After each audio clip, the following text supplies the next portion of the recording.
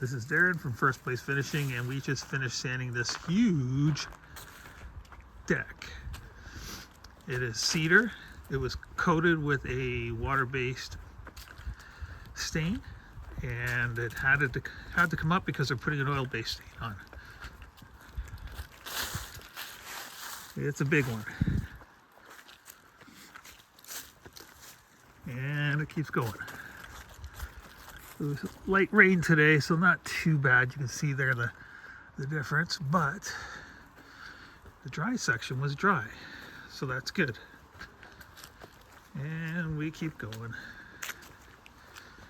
and going and in there and all the way out here